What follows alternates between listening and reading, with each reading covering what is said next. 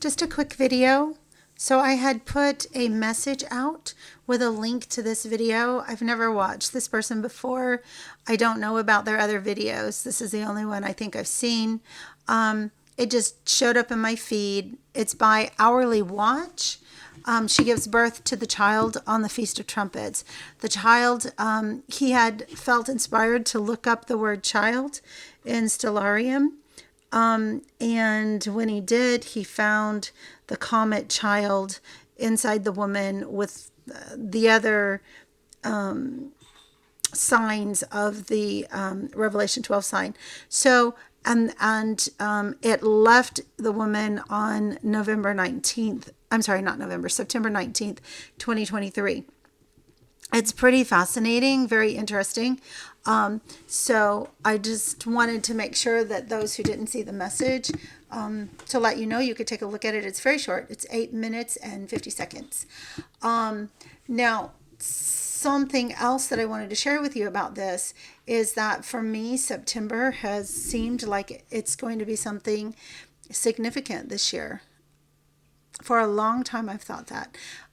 Partially because the next great eclipse that goes across America, full eclipse, I should say, because there is an annular solar eclipse also that's going to go across America, both America and the northern South America on October, when was it? October 14th.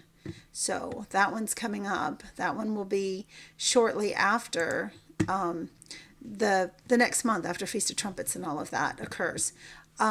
So there may be a significant tie between those two. But one thing that I wanted to bring out is how unique the calendar is this year.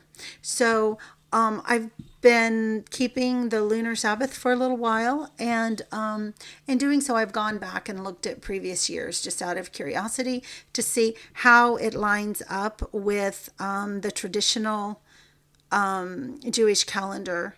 And those that are keeping a Saturday Sabbath. And it doesn't.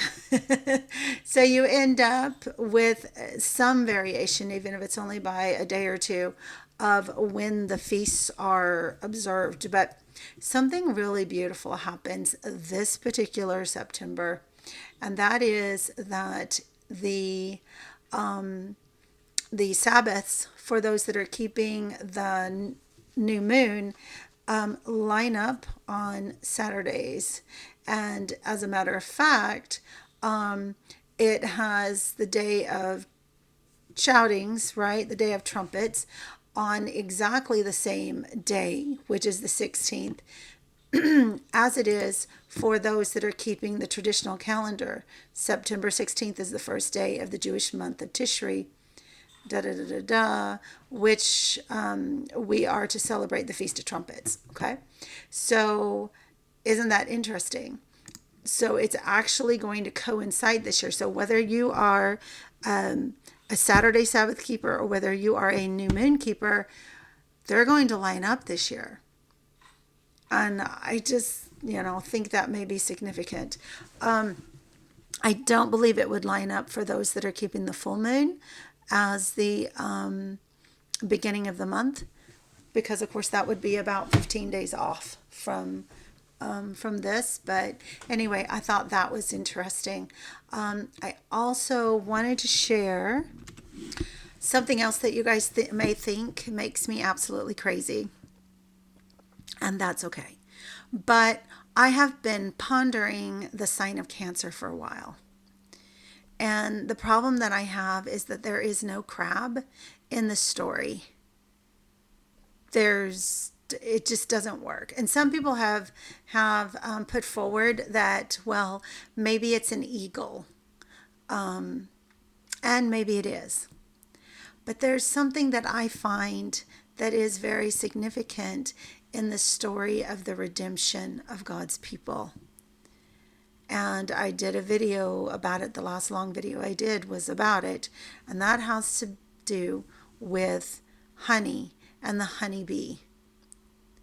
As a matter of fact, part of that story, I'll just refresh this one spot. So here we are in Isaiah chapter 7. This is part of the prophecy about the coming forth of the kingdom of God. So starting in verse 18, it says, "On that day, Yahweh will whistle to the flies at the farthest streams of the Nile, and to the bees," there's the bees, "in the land of Assyria. And they will all come and settle in steep ravines and clefts of the rocks, and all the thorn bushes and watering holes." And then it goes on to say, "For all who remain in the land will eat curds and honey." So there we are again. And there's many other examples, and you can go watch my other video about the significance of honey and bees. Okay. So for me, that is part of the story. Now, a honeybee, here, I'll just show you a picture real quick.